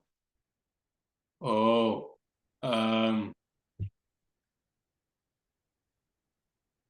I guess my question had more to do with using that story, the story of Esther, as the evidence that he's the last one. I think what Curtis said does make sense, that the way he ran his internal affairs definitely contributes some information that's helpful. But is that what we would use to say, so he is the last? I think that's where my question was. So Curtis's answer didn't really answer that part for me. So for you, the book of Esther doesn't answer that, or doesn't address the issue that he's the last. Yes, I'm saying in the story of Daniel 11, because at least what had been shared or put on the board is that he brought in the death decree, etc. Maybe the way I understood death decree, because for me, death decree is close to probation time period, and that is a story that, like in Daniel 11, the story extends long beyond the actual death decree that Xerxes passed to the history of Alexander, etc. So that's why I was saying, okay, So do we start with the story of Esther to say, so this fourth king is the last one because he did all these things internally in Medo-Persia, or we establish it from the actual story in Daniel 11, and the story of Esther can be tributary to that? So that's where my question was, really. That's clear. I didn't pick up that it was the death decree that's on the board that is the reason you were questioning it, which makes sense now that you said that. Yes, that's why I was questioning. Yeah. Thank you. Can't you have a death decree at the Sunday law? Yeah. Can't you have a death decree at the Sunday law? So Natalie's saying, can't you have a death decree at the Sunday law? I think probably the part of the issue, oh, you mean separate from the death decree? Yeah, separate. Oh, so we're making it separate then, because that, okay, I don't know, but I get the logic is that the death decree wouldn't be under the Ahasuerus either. It would be under Alexander the Great. It would be under the Grecian. When Trump becomes dictator, if we make that the story, then it doesn't really line up to put death decree there as part of the evidence. I think that's part of Blessing's question. And with Curtis's comment about it, you know, the way Ahasuerus ran the kingdom, is any of that in the book of Esther? Really? Do we get much detail about, apart from the whole story around Esther? Were you saying we could still use the book of Esther from that perspective? Yeah, that's the perspective that I was going on. When I say the way Xerxes runs his government, I'm including the way he deals with Mordecai, for instance. There's just all those internal affairs that we get from that narrative, and then we can look at history as well. But that's what I was answering. But no, yeah, I get the point that's been raised about the death decree specifically now. Yeah. The whole story in the book of Esther is all about law. Yeah. The implementation of law and how it operates in that kingdom. Which is, I thought, the point you were making. Yeah. Yeah, that's what I was saying. So when you say government, it's all about how does this kingdom implement and understand law? Because everything's done legally.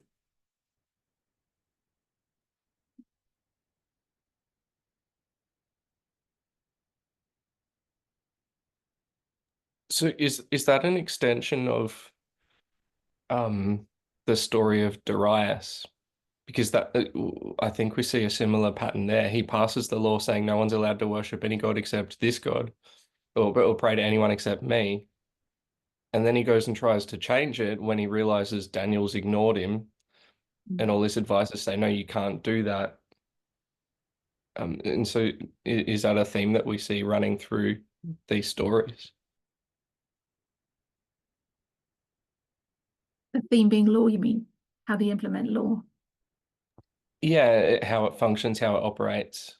One of the characteristics we used to say about it, Medo-Persia, is the infallibility of it, that they can't change the law. That once they've made it, that's it, it's a decree. I don't know if we see that with the go on. I recall Elder Terry teaching us that part of the reason why he couldn't change that law is when his advisors come to him and say, no, you can't change that law, is because he operated as a god and a king, and the law saying he could only pray to, or that people could only pray to him, was when he was wearing his god hat. But when he's trying to change and reverse that law, he's wearing his king hat, and his king hat sort of didn't have the same level of authority as his god hat did, and so that's why he couldn't change it. And so there's that sort of church-state union there. And that's similar to Ahasuerus, isn't it, with the Jews, the death decree on the Jews? He can't revoke the death decree on Esther, but says they can defend themselves instead. So that stops a lot of people attacking. So he doesn't actually do away with the death decree. He can't scrap it. So it's a similar thing. And I think when we trace the characteristics of the papacy, or at least Babylon, we said that it's all through the image, is this church-state relationship with paganism. And one of the characteristics under Medo-Persia is infallibility, that they are infallible and won't change law.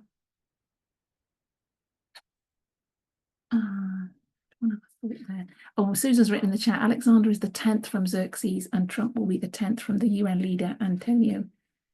Guterres. He currently is the 9th leader. Just an observation. Is this noise? Don't know. Bear it in mind.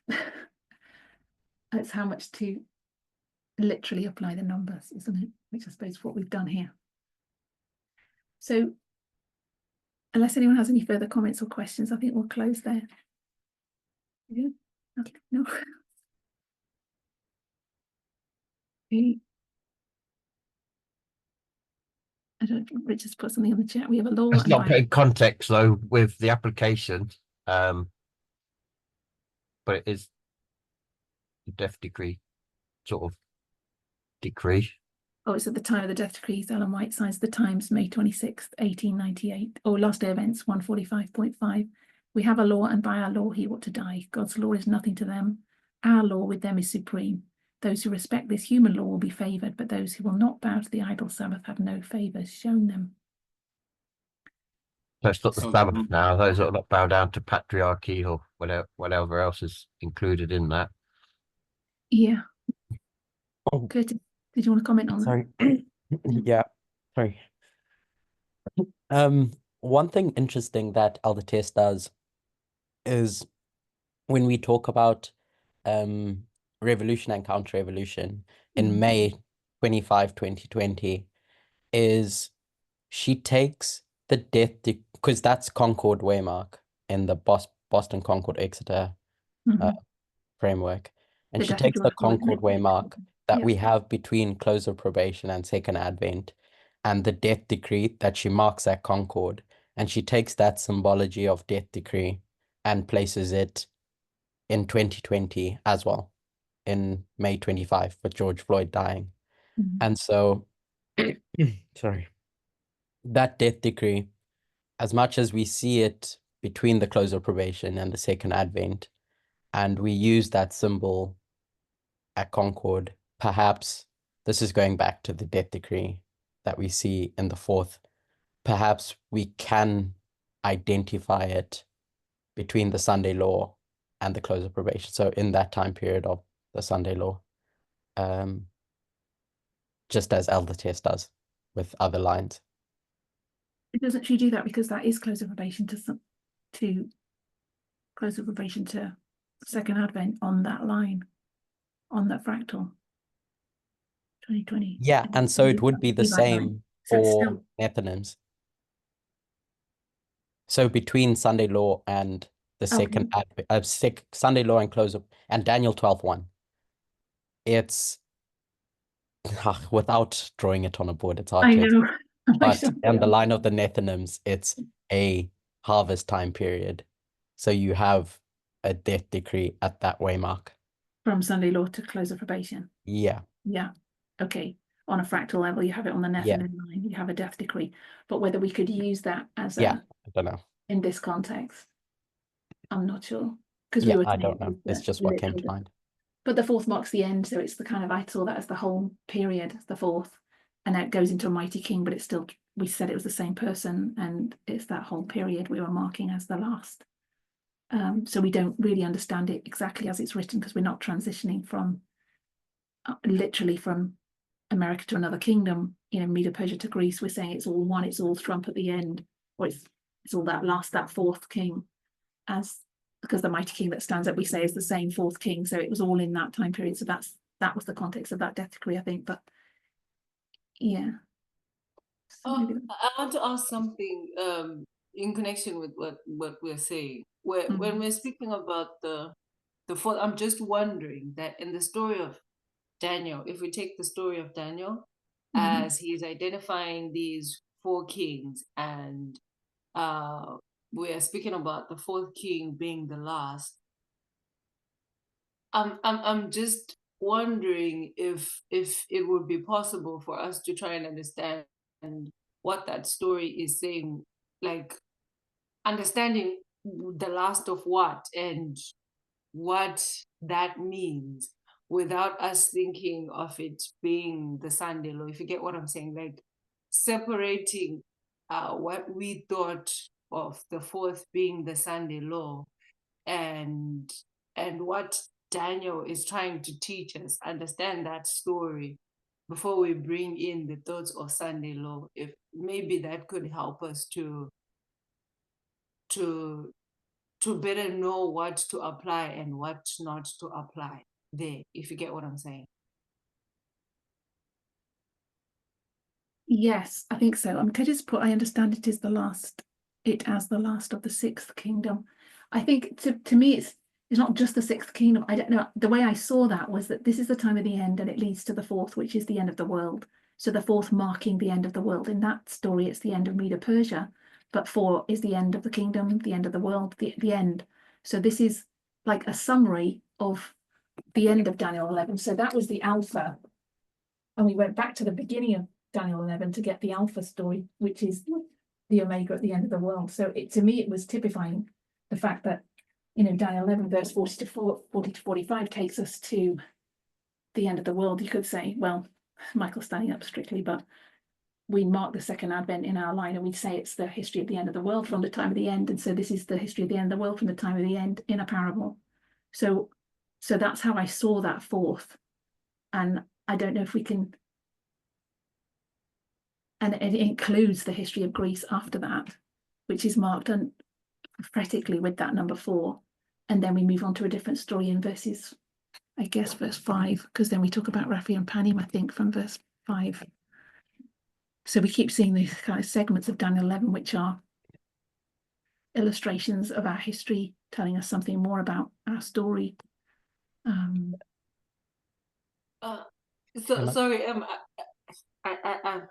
I'm not sure if you understood like what I was saying in connection with the fourth. That yeah, I thought you were saying don't apply it to Sunday law. What are we actually saying that story is in its? You mean in the original? Yes, like when we go to Daniel and understand what he's saying when he says, "Now I'll show you the truth," right? And then he speaks about these kings, and then speaks about the fourth being far richer and all. And then, of course, we then apply the number 4 as being the end. I don't know, the fall of a kingdom or something. But I'm just trying to understand, like, to basically remove a lot of things, because there's a lot of things that are confusing me. Because when we start speaking about the Sunday law, putting it there, and then we start talking about whether it's the decree, and we start talking about the end of the world, and then we put it all there. For me, it's sort of confusing me, because I'm trying to understand what is Daniel trying to teach us with that story to begin with, at that level, before we bring in other stories that we then put there. Because I'm failing to see what Daniel is trying to teach us before we make the application. If you understand. Yeah, I think I understand. I didn't really answer it then. I think the way he writes it, that the fourth is the last, even though, because he moves from the fourth king to Greece, he makes that reference to stirring up all against the realm of Grecia, and then he moves to a mighty king shall stand up. So he moved to Greece. So there's something about Daniel marking the fourth king as the end of Medo-Persia. That's what I'm getting from that. So I don't know whether he understands that. He makes a point about this fourth king. So to me, that's in its simplicity. It's just the end of Medo-Persia is the fourth, and then it goes on to Greece. I don't know anything more than that. If anyone else has any, a suggestion. Okay, so in that sense, then, probably if we understand what that meant, that this is the end of Medo-Persia, maybe it could help us understand how we can see that in the application before we start applying it as whether it's the Sunday law or it's the close of probation or any other time period. Yeah, I think that's why we're having the discussion. Like, because that it marks the end of Medo-Persia and it goes on to Greece, and how we understood it was that transition at the end of the world, marking the end of the world, of the 6th and 7th kingdom, of Trump becoming a dictator. I mean, sorry, applying it to Trump, but we saw that as a story of the end of the world, whether it's Trump or not. So there's something there about the number 4 marking the end of Medo-Persia and marking the end of the glorious land, and paralleling that with Daniel 11:40-45.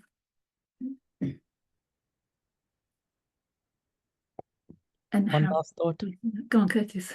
I know I sound like a broken record when I keep saying why I think this is about the sixth kingdom and the fall of the sixth kingdom is because going back to what Charity is asking and maybe teasing out is that the story that Daniel is telling is the story of the rise and fall of kingdoms, the story that he's been telling throughout Daniel, with the statue and etc.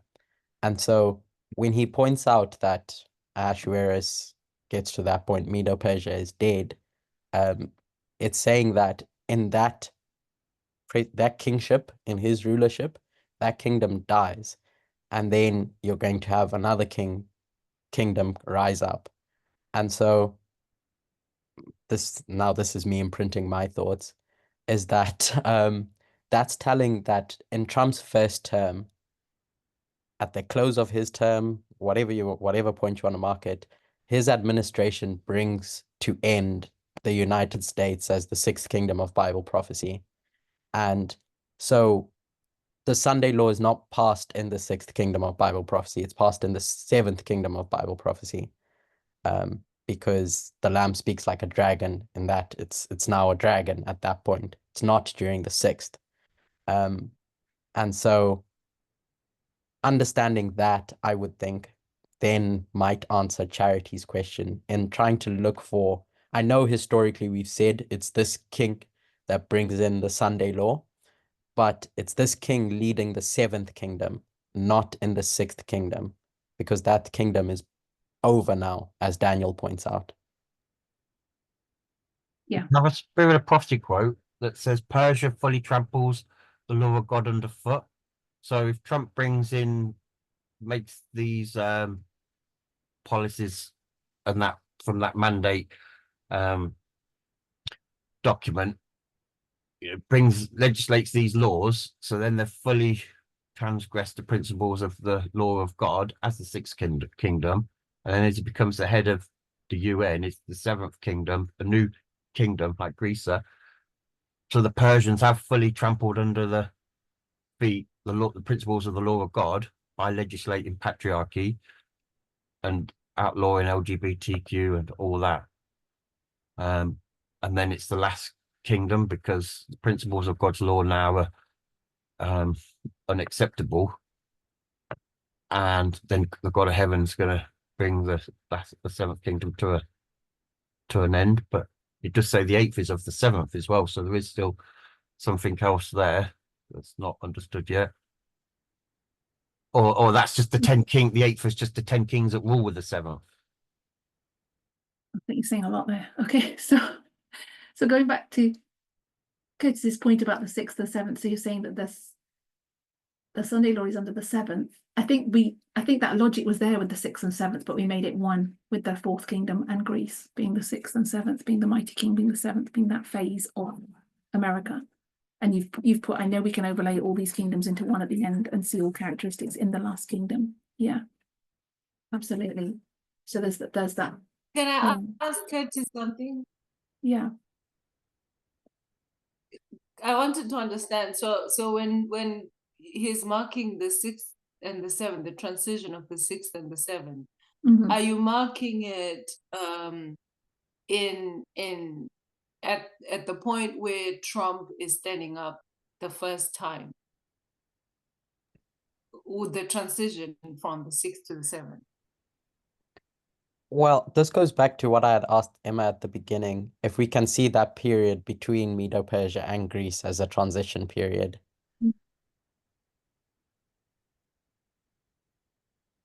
So are you asking, is it a suggestion or you are thinking? Because when you marked the sixth and the seventh, you mentioned it in connection with Trump.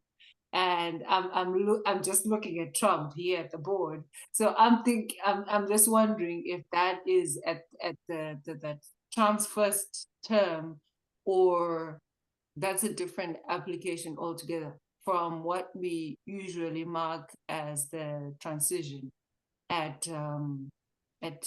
Biant. I guess I am making that suggestion, which I'm open to being challenged about, is that Trump's 2 terms are 2 different roles that he's playing as a symbol. The first is bringing to end the 6th kingdom, and the second being his role as Alexander the Great in Greece. So would you mark that the verse 2 is here under his first term? So this is him stirring up all against the realm of Grecia. And when he stands up, you'd say it's verse 3. This is when he becomes, would we mark that as his second term? So if we would say that, would we say that's now that he's standing up, or is that going to take time because of that? Have we transitioned to the 7th kingdom here now or not? I think that's the difficult. I'm going to choose not to answer that question. Yeah. I think that's what we're wrestling with, is that transition, because we mark that transition from Palium to Sunday Law, don't we? Yeah, that's my issue. That if we're then going to make another application with the 6th and the 7th, are we making the transition from Palium to Sunday Law null and void, or there's another point that you're trying to make in connection with the 6th and the 7th? We'll see next week. Okay, so we have to wrestle with that. Yeah, you're presenting next week. Okay. Yeah. Can I share some historical information that might be helpful? Well, hold our breath. Go on. Xerxes the Great, Ahasuerus, effectively inherited the wars that he fought from his father, Darius. So those wars were fought and ended in his time, but it was something that he inherited. It started with Darius, and then Darius the Great. Yes, Darius the Great. The one who came, the one who came just before him. Yeah. So you had that Ionian revolt, which started both problems. Darius then started preparing to retaliate. He prepared an army to actually go and fight the Grecians in Ionia, and he died before he could do that. So Xerxes then took it up and said, I'll continue my father's revenge mission. So it was a continuation of something. He inherited a problem, or a war, inherited a war, and then fought the war. And Medo-Persia lost that war in a series of 3 battles. So I think that information can be quite helpful in understanding like where we would place this and which time period related to Trump would be placed in. Place what? The story of him being the 4th. Are we placing it in both his terms or in one term? And which point of his term? That's what I'm saying.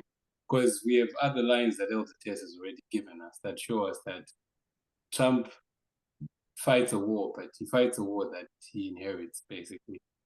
And he loses that war. And I say he loses it, I don't mean he personally, but when the United States fights these wars, this war of influence, there's losses. And I think the last loss is in 2019. After that, the world is changing, America is changing, and I'm basically saying I think that historical information of how Xerxes actually got to stir up the realm of Grecia can be helpful in locating this in the application. That's what I'm suggesting. That's what I'm saying. So it's the first. So when are you going to make application next week? I was just saying, well, with what he said, it sounds like he's applying it to not applying but it sounds like it's going into the first term as opposed to the second term. Sounds like. And certainly if we don't make it literally the 4th, then how can we apply it to the second term if we're not going to line them up in some way? So something has to apply to the first term. Obviously, I think to use this logic, if we're going to use that logic of the 3 standing up and the 4th shall be far richer, if we're going to use the literal numbers, it has to be Trump's first term. And then we have to try and do something with the rest of it, or at least relook at it. And that's what this exercise is for, really, to stimulate people to think about, is he the last president from this study? Can we still make him the last president? And what logic are we using to make him the last president? and what characteristics are we looking at, which is why we're looking at this again, really. And maybe that the Trump second term can be explained by another story. We might be looking for something in this story when it's not there. Yes, and the thing about that too is the fact that Elder Jeff made reference to Napoleon. I could put that down there, and part of that logic is that this is another time of the end, and paralleling the rise of France, which was the fall of the French Revolution and the Constitution. He made some parallels between the French Revolution, the Constitution, and America's Constitution, and France being a two-horned power. Biblically, we know being Egypt, Sodom and Egypt from Revelation 11, and he paralleled Napoleon to Trump.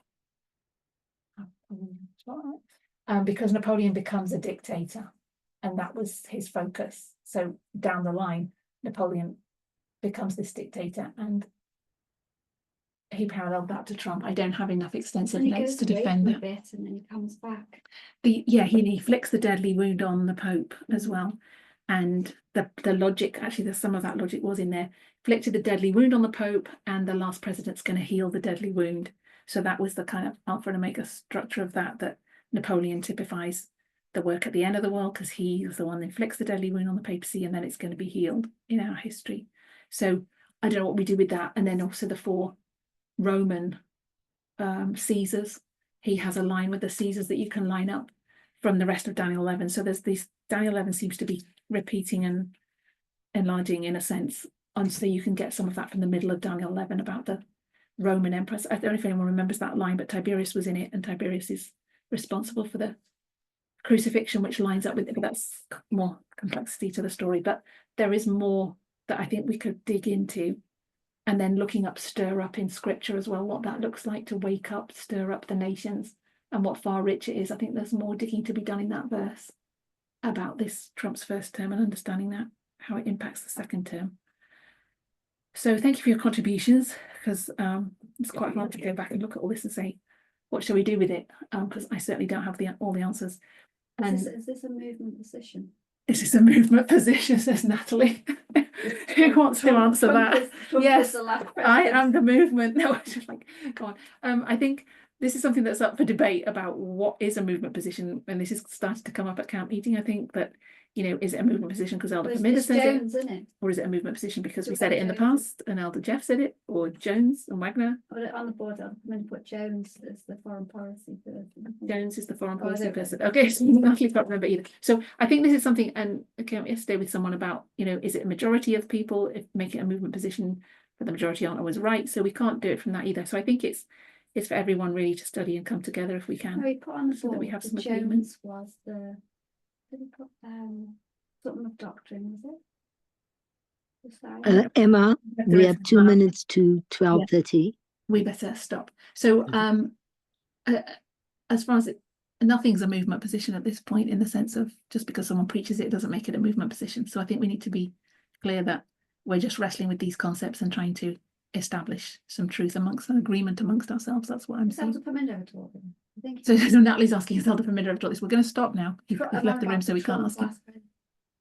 Trump last president. 2017. I don't know. Elder Jeff taught this. So one, go on. Whether Elder Paminda's taught it or not still doesn't make it a movement position.